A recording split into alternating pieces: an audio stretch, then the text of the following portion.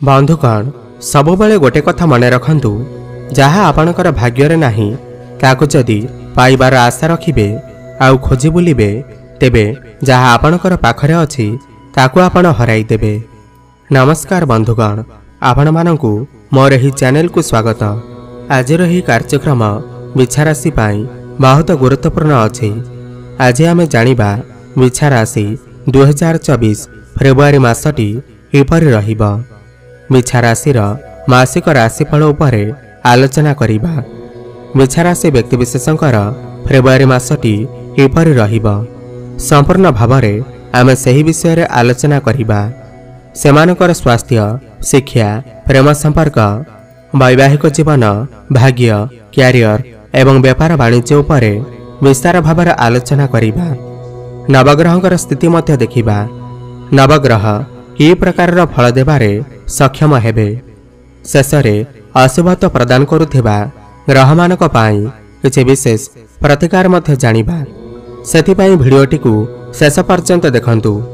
चलंतु आरंभ करिबा एही कार्यक्रम जहाँकि जन्म राशि उपर आधारित। फेब्रुआरी मास आरंभ रे बिछा राशि नवग्रहंकर स्थिति विषय रे सर्वप्रथमे जानिबा। एहा पूर्वरु जदि आपणकर बिछा राशि होई थाए एवं आपण भी ईश्वर को सच्चा हृदय भक्ति करती विश्वास करती तेबे एही भिडियोटी को लाइक करी कमेंट बॉक्स रे जय जगन्नाथ हर हर महादेव अवश्य लिखि दियंतु। ता सर्वप्रथम जानिबा फेब्रुआरी मासरे बिछा राशि रे नवग्रहंकर स्थिति किपरि रहिबा। आपणक द्वितीय भावरे शुक्रंक सहित मंगलदेव विराजमान अछंती। तृतीय घरे सूर्यंक सहित बुधदेव विराजमान अछंती। चतुर्थ घरे शनिदेव एवं पंचम घरे राहुदेव विराजमान अछंती। आपणकर षष्ठ घरे देवगुरु बृहस्पति विराजमान एवं आपणकर एकादश भावरे केतुदेव विराजमान अछंती। ध्यान दे शुणु। सर्वप्रथम जानिबा आपणकर स्वास्थ्य किपरि रहिबा एही फेब्रुआरी मासरे। बंधुगण, आपणकर राशिर स्वामी बा प्रथम घरर मालिक हेउछंती मंगलदेव। मंगल ग्रह आपणकर द्वितीय घरे विराजमान अछंती। 6 फेब्रुआरी को मंगल ग्रह आपणकर तृतीय घर को चलन करिवे। मंगल ग्रह उच्चस्थ होई मकर राशि रे गोचर करिवे। एही मासरे आपणकर स्वास्थ्य ठीक रहिबा। आपणकर पंचम भावरे राहुदेव विराजमान। पंचम भाव होई थाए आपणकर पेटर भाव। राहुर गोचर जेतेबेले पंचम को हुए कोउठी ना कोउठी आपणकर डाइजेशन सिस्टम लिभर रे किछि समस्या देखाइबा। मंगल तृतीय रे उच्च रे थिबा बेले आत्मविश्वास वृद्धि पाइबा। आपणकर स्टामिना बढ़िबा। चिंता कला भली कोनोसी कथा नाही। आपणकर स्वास्थ्य बहुत भल अछि। एई मासरे आपण टिके खाद्यपेय उपर नियंत्रण रक्षा करंतु। बाकी सब भल अछि आपणक पाई। एबे जानिबा आपणकर शिक्षा क्षेत्र बा पाठपढ़ार क्षेत्र किपरि रहिबा एही फेब्रुआरी मासरे। विद्यार्थी मानक पाई किपरि रहिबा एही फेब्रुआरी मासटी। बंधुगण, पंचम भाव होई थाए आपणकर शिक्षार भाव एवं पंचम भावर मालिक देवगुरु बृहस्पति आपणकर षष्ठ घरे विराजमान अछंती। षष्ठ घरे गुरुंकर स्थिति भल नुहे, कारण षष्ठ, अष्टम एवं द्वादश घर को जातकरे भल विचार करा जायनी। आपणकर पंचम रे राहु विराजमान। पुणी पंचम घरर मालिक देवगुरु बृहस्पति आपणकर षष्ठ घरे विराजमान। एहा विद्यार्थी मानक पाई ठीक नुहे। पंचम रे राहुदेव आपणकर मन को डाइवर्ट करि पारंती, कन्फ्यूजन आनी पारंती। आपणकर मन विचलित होई पारे। सेथिपाई निजर माइंड को स्थिर रखंतु। काहा कथा सुनंतु नाही। काहा कथार केबे भी आसंतु नाही। आपणकर पाठपढ़ारे व्याघात आसी पारे। तो विद्यार्थी मानक पाई किछि खास उपाय रही अछि जहाँकि आमे भिडियोर शेष रे जानिबा। सेथिपाई भिडियो को शेष पर्यंत निश्चय देखुथांतु। एबे जानिबा आपणकर प्रेम जीवन बा प्रेम संपर्क किपरि रहिबा एही फेब्रुआरी मासरे।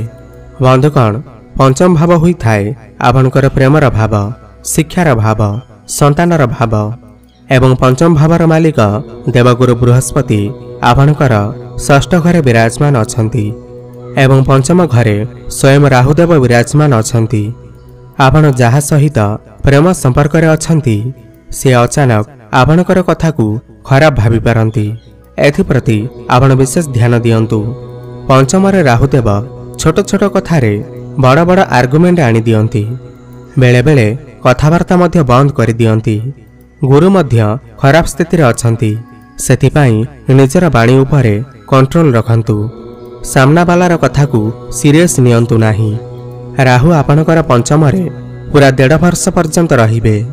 सेथिपाई निजकु कंट्रोल रखी कर चलंतु। आपणकर प्रेम संपर्क रे बैलेंस रखिकी चलंतु, जहा आपणक पाई बहुत भल हेबा।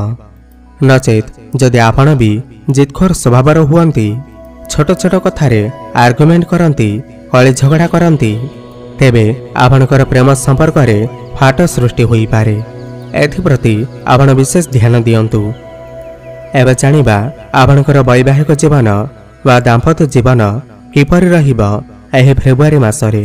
बंधुगण, सप्तम भाव होई थाए आपणकर वैवाहिक जीवनर भाव एवं आपणकर जीवन साथींकर भाव। एवं सप्तम घरर मालिक हेउछंती शुक्र ग्रह। शुक्र ग्रह आपणकर द्वितीय घरे 12 फेब्रुआरी को आपणकर तृतीय घर को चलन करिवे। 12 फेब्रुआरी पूर्वरु आपणकर वैवाहिक जीवन बहुत भल अछि। आपण दुई जनक मध्यरे भल पाइबा, बुझामणा, फीलिंग्स बहुत भल रहिबा। शुक्र तृतीय को चलन कला परे आपणकर जीवन साथींकर स्वास्थ्य रे अप डाउन देखा देई पारे।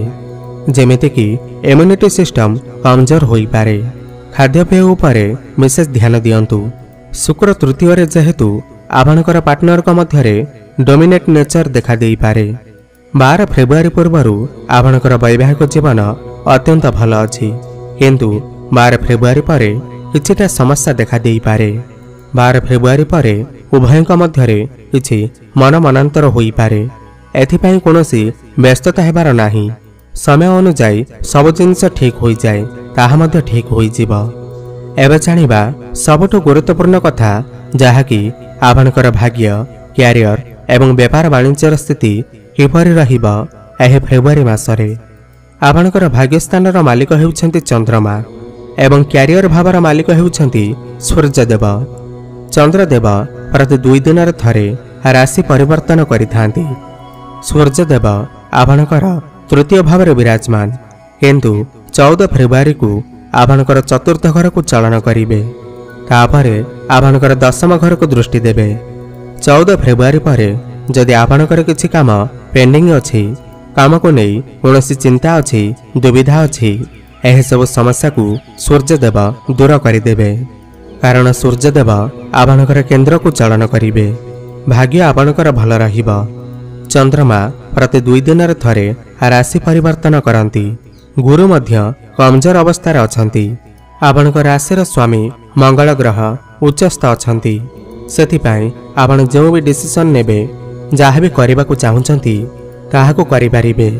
जहाँ आपण करने को चाहूँगी फेब्रुआरी मासर द्वितीय अर्धर करिपारिबे। आपणकर क्यारियर भावर मालिक हेउछंती सूर्यदेव, जे कि आपणकर दशम घरर मालिक होई आपणकर तृतीय घरे विराजमान अछंती। किंतु 14 फेब्रुआरी को आपणकर चतुर्थ घर को चलन करिवे एवं आपणकर दशम घर को दृष्टि देवे। तृतीय घरे सूर्यदेव शत्रुंक घरे अछंती। होई पारे आपण को काम कार्य अधिक आसी पारे। काम कार्य को नहीं टेंशन आसी पारे। अधिक काम कार्य करने को पड़ी पारे। सूर्यदेव आपणकर चतुर्थ घर को चलन कला परे आपणकर दशम घर को देखिबे, तो दशम घर को मजबूत बनइबे। क्यारियर आपणकर मजबूत हेबा। जो मानक पाखरे कर्म नाही, सेमानकु नूतन कर्म प्राप्ति होई पारे। जदि आपणकर कौनसी इंटरव्यू अछि, ताहा मध्य बहुत भल हेबा। कारण सूर्यदेव आपणकर केंद्र रे अछंती एवं मंगल ग्रह उच्चस्थ अछंती। तेबे आपणक पई एही समयटी अत्यंत भल अछि। क्यारियर को नहीं एही मासटी 70% भल अछि। व्यापार वाणिज्यर कथा हेबा जदि, तो बुधदेव आपणकर चतुर्थ घर को गोचर करिवे 20 फेब्रुआरी को। शुक्र द्वितीय घरे अछंती, तो व्यापार आपणक पई बहुत भल रहिबा। व्यापार आपण आगो को बढ़ाई पारिबे। मंगल एवं सूर्यदेव भल स्थान रे अछंती। शुक्र ग्रह आपणकर द्वितीय रे रही आपणकर धन को बढ़ाउछंती। ସେଥିପାଇଁ ଆପଣଙ୍କର ବେପାରରେ ଗ୍ରୋଥ ଆସିବ। ଧନର ଲାଭ ମଧ୍ୟ ହୋଇପାରେ। ଆପଣଙ୍କର ଡେଲି ଇନକମ୍ରେ ବୃଦ୍ଧି ପାଇବ। ବିଜନେସରେ ନୂଆ କାମ କାର୍ଯ୍ୟ ଆସିପାରେ। ଆପଣଙ୍କର ବିଜନେସ୍ ଏହି ସମୟରେ ବହୁତ ଭଲ ଚାଲିବ। ଏବେ ଜାଣିବା କିଛି ଉପାୟ ବିଷୟରେ ଯାହାକୁ କରିବା ଦ୍ୱାରା ଏହି ମାସରେ ଯାହା ବି କିଛି ସମସ୍ୟା ରହୁଅଛି ତାହା ଖଣ୍ଡିତ ହୋଇପାରିବ। ତ ଗୁରୁଙ୍କର ବୀଜମନ୍ତ୍ରକୁ ଆପଣ ଜପ କରନ୍ତୁ। ବୀଜମନ୍ତ୍ର ହେଉଛି ଓମ୍ ଗ୍ରାଂ ଗ୍ରିଂ ଗ୍ରୋଂ ସହ ଗୁରବେ ନମଃ। ପ୍ରତିଦିନ ହନୁମାନ ଚାଳିଶାର ପାଠ କରନ୍ତୁ। ପକ୍ଷୀମାନଙ୍କୁ କିଛି ଖାଦ୍ୟ ଖାଇବାକୁ ଦିଅନ୍ତୁ। ଏହା ସହିତ ଓମ୍ ନମଃ ଶିବାୟ ଏହି ମନ୍ତ୍ରର ଜପ ଅବଶ୍ୟ କରନ୍ତୁ। ଏହା ଆପଣଙ୍କ ପାଇଁ ବହୁତ ଭଲ ରହିବ। ଏବେ କଥା ହେବା ବିଦ୍ୟାର୍ଥୀମାନଙ୍କ ପାଇଁ ଉପାୟ ବିଷୟରେ।